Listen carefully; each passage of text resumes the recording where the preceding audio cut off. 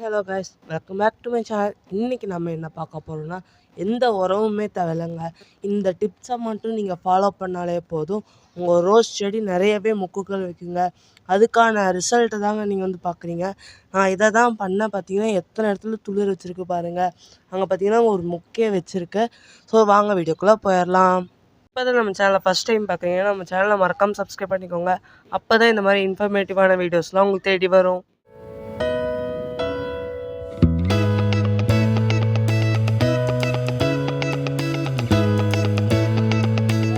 என்னன்னு வந்து பார்த்தீங்கன்னா, உங்கள் ரோஸ் செடியில் எந்த ஒரு பூச்சி அந்த மாதிரி எந்த ஒரு இலை இருந்தாலும் அதை ஃபுல்லாகவே ட்ரிம் பண்ணி விட்டுருங்க. அதை ட்ரிம் பண்ணிட்டீங்கனாலே போதும், உங்கள் செடி கொஞ்சம் கொஞ்சமாக வந்து ரெக்கவர் ஆக ஆரம்பிக்குங்க. அதுதாங்க வந்து பார்த்திங்கன்னா ஃபஸ்ட்டு. நம்ம சேனல் தொடர்ந்து பார்க்குறவங்களுக்கு தெரியும், இந்த இந்த செடி வந்து பார்த்திங்கன்னா நான் எவ்வளோ நாள் வச்சுருக்கேன்னு. உங்களுக்கு ரிசல்ட் காட்டணுங்கிறதுக்காக நான் இந்த செடியில் வந்து பார்த்திங்கன்னா, நான் சொல்கிற மாதிரி எந்த ட்ரிம்மிங்குமே நான் பண்ணலைங்க.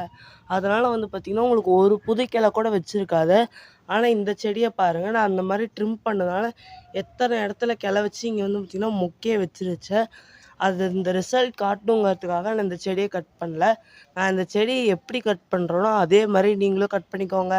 ஏன்னா வந்து பார்த்திங்கன்னா, இந்த கிளையெல்லாம் வந்து பார்த்திங்கன்னா உங்களுக்கே தெரியும், ஒன்றுமே இதில் இனிமேல் வந்தாலும் ஸ்ட்ராங்காக இருக்காது. அதனால் இந்த கிளையை நான் வச்சு வெட் பண்ணுற மாதிரி க்ராஸாக கட் பண்ணிக்கலாங்க. இந்த கிளையை வந்து பார்த்திங்கன்னா வேஸ்ட்டு தான். இதையுமே வந்து பார்த்திங்கன்னா நம்ம கட் பண்ணிக்கலாங்க.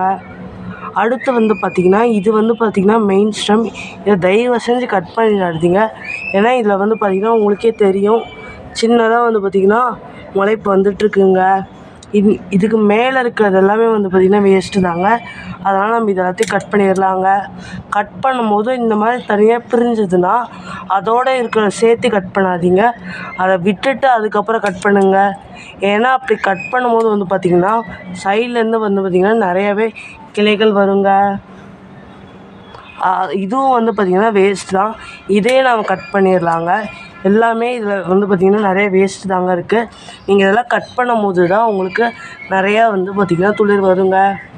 வாங்க நம்ம நெக்ஸ்ட் டிப்புக்கு போயிடலாம். என்ன டிப் அப்படின்னு பார்த்துக்கிட்டிங்கன்னா, நிறைய பேர் ரோஜா செடி வளர்க்குறவங்க ரோஜா செடி நல்லா அடர்த்தியாக வரணும்னு நினைப்பாங்க. அடர்த்தியாக வரணும்னு நினைக்கிறது தப்பு இல்லைங்க. ஆனால் நிறைய பேர் அப்படியே புதர் மாதிரி வளர விட்டுருவாங்க. தேவையில்லாத எந்த கிளை வந்தாலுமே அதை கட்டே பண்ண மாட்டாங்க. அதனால் நல்லாயிருக்கும் அப்படின்னு சொல்லிட்டு விட்டுருவாங்க. அப்படி நீங்கள் பண்ணவே பண்ணாதீங்க. அப்படி பண்ணிங்கன்னா உங்கள் செடியோட சத்துக்கள் எல்லாமே நிறையாவே வேஸ்ட் ஆகுங்க. நான் அந்த மாதிரி பண்ணல. இங்கே வந்து பார்த்திங்கன்னா ஃபுல்லாகவே தேவையில்லாத கிளைகள் எல்லாமே அந்த டிப்பை யூஸ் பண்ணி நான் கட் பண்ணிட்டேங்க. இங்கே வந்து பார்த்திங்கன்னா உங்களுக்கே தெரியும், இங்கே பார்த்திங்கன்னா நிறையாவே வந்து பார்த்திங்கன்னா துளிர் வச்சுருக்குங்க. இங்கேயே வந்து பார்த்திங்கன்னா இதில் அவ்வளோ துளிர் வச்சுருக்குங்க, உங்களுக்கு பார்த்தாலே தெரியும். இங்கே வந்து பார்த்திங்கன்னா இது எல்லாத்தையுமே வந்து பார்த்திங்கன்னா கொஞ்சம் கொஞ்சமாக பூ வைக்குங்க. இந்த மாதிரி நீங்கள் கட் பண்ணும்போது தான் உங்களுக்கு வந்து பார்த்திங்கன்னா தொடர்ந்து பூக்கள் கிடச்சிக்கிட்டே இருக்குங்க. ரோஜா செடி வளர்க்குற நிறைய பேர் பண்ணுற தப்பு என்னன்னா, நிறைய பேர் என்ன பண்ணுவீங்கன்னா, ரோஜா செடி நிறையா உரம் போட்டால் நிறையவே மொக்கு வைக்கும், நிறையா பூ பூக்கும் அப்படின்னு சொல்லிட்டு நிறைய அது ஒவ்வொரு டைமும் பூ முடிக்க உரம் கொடுத்தா தப்பு இல்லைங்க. பூ வச்சிட்ருக்கும் போதே நீங்கள் உரம் கொடுத்தீங்கன்னா அது வந்து பார்த்திங்கன்னா அந்த சத்தை அப்சர்வ் பண்ணாமல் வேஸ்ட்டாக தாங்க போகும். நான் வந்து பார்த்திங்கன்னா என் செடி ஏன் இவ்வளோ ஹெல்த்தியாக இருக்குன்னா, நான் உரங்களே அதிகமாக கொடுக்கறது இல்லைங்க. அது மண்ணில் இருக்க சத்தை உறிஞ்சிட்டு எப்போ நிறையா பூக்கள் வச்சு முடிக்குதோ அப்போ மட்டும் கொஞ்சமாக கொடுப்பேங்க. ஏன்னா நிறையா கொடுக்கும் போதே அதுவே ரொம்ப அதிகமாகிடுங்க. நிறைய பேர் பூ வைக்கணும்னு தயவு செஞ்சு அவ்வளோ உரங்கள் கொடுக்காதீங்க.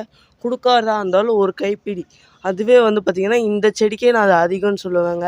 நான்லாம் வந்து பார்த்திங்கன்னா ஒரு 3 மந்த்ஸ் கிட்ட வந்து பார்த்திங்கன்னா எந்த உரமுமே கொடுக்கல. அதனால தான் வந்து இவ்வளோ பூக்கள் வைக்கிற மாதிரி துளிர் வச்சுருக்குங்க. அடுத்ததான் நிறைய பேர் பண்ணுற தப்பு என்னென்னா, ரோஜா செடிக்கு எந்த ஒரு சப்போர்ட்டுமே தரமாட்டாங்க. அப்படியே கீழே வந்து அப்படியே படர்ற மாதிரி விட்டுருவாங்க. இல்லைன்னா எதுவுமே பண்ணாமல் அப்படியே இது பண்ணி விட்டுருவாங்க. ஒரு சப்போர்ட்டே கொடுக்க மாட்டாங்க. அந்த மாதிரி தயவு செஞ்சு பண்ணாதீங்க. அப்படி பண்ணுறதுனால உங்கள் செடிகளில் துளிரே வந்தாலும் அந்த துளிருக்கு வந்து சன்லைட் கிடைக்காம வளராத போகிறதுக்கும் நிறையவே சான்சஸ் இருக்குங்க.